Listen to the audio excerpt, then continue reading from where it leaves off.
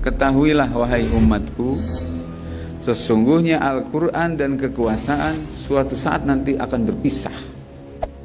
Sayaf tarikoni, pakai sin tanpis. Artinya apa? Pada saat Rasulullah bersabda, kekuasaan dan Quran itu menyatu.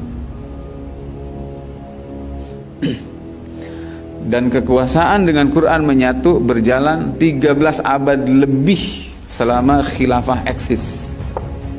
Ketika khilafah runtuh tahun 24, berpisahlah kekuasaan itu dari Al-Quran. Apa yang disabdakan oleh Nabi nyata, karena Nabi tidak berkata berdasarkan nafsu, melainkan berdasarkan wahyu. Wa ma yantiqu 'anil hawa in huwa illa wahyu yuha. Cek Nabi, ketahuilah sesungguhnya kitab suci Quran dengan kekuasaan akan berpisah. Ketika berpisah, apa kata Nabi? Fala tufarikul kitaba. Kamu jangan berpisah dengan kitab. Lebih baik berpisah dengan kekuasaan. Jadi oposisi dengan penguasa yang sekuler. Jangan kamu oposisi melawan Quran. Karena sieun lapar teh ya. Sieun lapar, sieun teu seubeul, sieun teu beunghar. Akhirna ngabelaan deket jeung kekuasaan. Padahal konsekuensinya adalah berseberangan, jadi oposisi terhadap Quran. Karasa teu? Karasa teu? Masya Allah.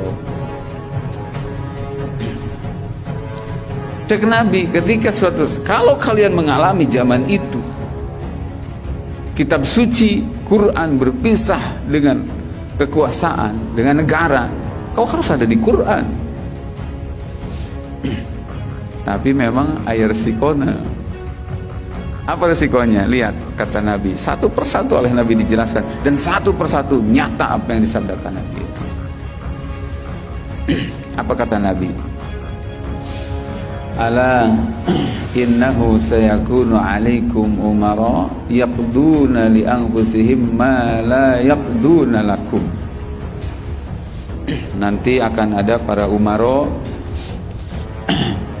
ya, para penguasa dengan dalih menegakkan hukum, tapi hukumnya selalu memenangkan untuk mereka dan golongannya. Tidak pernah berpihak untuk kebaikan kalian, tapi untuk kebaikan dan keuntungan mereka saja. Ya, yaqduna li anfusihim ma la yaqduna lakum. Satu. Berikutnya nih, kata Nabi, in asaitumuhum qatalukum. Nanti pada saat kekuasaan berpisah dengan Quran, sehingga mereka semena-mena memperlakukan rakyat, menzalimi rakyat, jahat kepada rakyat, bahkan lebih memanjakan para penjajah dan asing.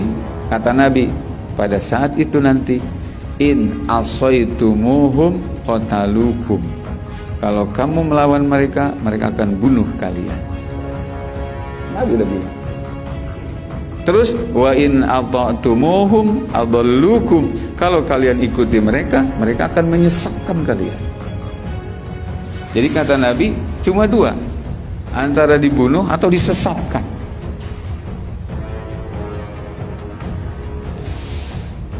Ngelawan dibunuh, mengiyakan jadi sesat. Tuh, pilihan.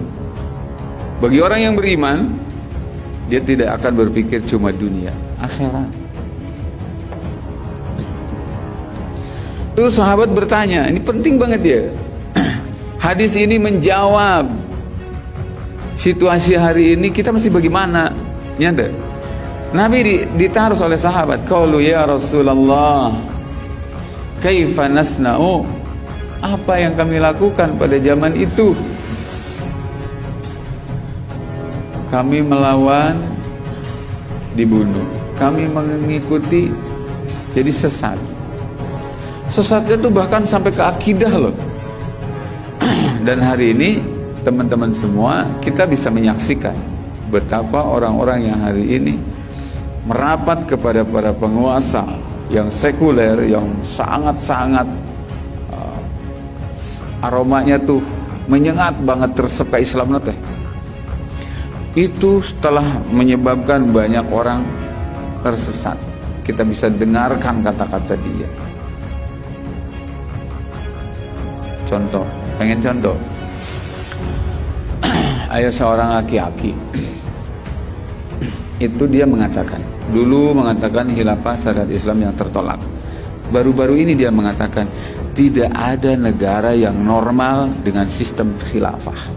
Dengan mengatakan tidak ada negara yang normal dengan sistem khilafah, artinya dia menantang Rasulullah ketika Nabi mengatakan alaikum bisunnati wa sunnatil khulafa'ir rasyidin al mahdiyyin min ba'di. Kata Nabi, may ya'is minkum fasayara ikhtilafan katsira. Hai sahabat-sahabatku, siapa yang nanti panjang umur setelah aku meninggal nih, kalian panjang umur, kalian akan menyaksikan perikhtilafan yang banyak di tengah umat ini. Semua mengklaim Islam. Kata Nabi, supaya kalian selamat, tidak tersesat, kuncinya alaikum bisunnati. Kau harus ikuti sunnahku. Wa sunnatil khulafa'ir rasyidin. Camkan kalimatnya. Dan ikuti sunnah para khalifah. Khulafa itu jamak daripada khalifah. Rasul tidak menyebutkan wa sunnati Abi Bakar wa Umar wa Utsman wa Ali. Padahal yang dimaksud itu. Tapi yang disebut jabatannya. Kenapa? Agar umat tahu bahwa mereka itu adalah kepala khalifah, kepala negara. Lain kepala suku, paguyuban. Lain kepala negara. Lain paguyuban kaum Ansor. Bukan. Kaum Muhajirin. Bukan. Kepala negara. Dan ketika Nabi menyebutkan wasunnatil khulafa, itu Nabi pakai sifat ar-rasyidin. Rasyidin itu artinya apa? Orang-orang yang dalam petunjuk. Tidak satu sifatnya, Nabi kasih sifat lagi al-mahdiyyin. Mereka yang dibimbing oleh hidayah Allah. Karena mereka dalam petunjuk Allah, dalam hidayah dari Allah menjadi kepala negaranya, maka puncak negara yang paling normal adalah di zaman khalifah. Tapi si aki-aki yang ngomong tidak ada negara yang normal dengan sistem khilafah. Tong aneh. Dan Nabi nyebutkan gitu. Kata Nabi dalam satu hadis, al ulama umanaullahi fil ardi. Para ulama itu adalah orang-orang terpercaya yang Allah turunkan di bumi. Ulama itu adalah sejatinya, aslinya ulama itu adalah makhluk-makhluk kepercayaan Allah. Umanaullahi fil ardi malam yukhalitu as-sultan, selama mereka tidak banyak campur dengan penguasa. Nabi yang bilang. Jadi lamun terlengket jeung para penguasa, dia bisa dipercaya. Mereka adalah kepercayaan Allah di bumi. Selanjutnya kata Nabi, fa in khalatu, kalau mereka itu sudah campur baur dengan penguasa, apalagi menjadi bagian dari penguasa itu, Nabi yang bilang, khanu, mereka pasti menjadi pengkhianat Allah. Jangankan kalian umat, Allah dikhianati, Rasul dikhianati. Sehingga Rasul mengatakan khulafaur rasyidin, para khalifah yang terbaik, hidup dalam hidayah, dia katakan tidak normal. Artinya Abu Bakar, Umar, Utsman itu normal, terbalik, sarojeng gitu itu nyebutnya. Brengsek, sarojeng gitu nyebutnya.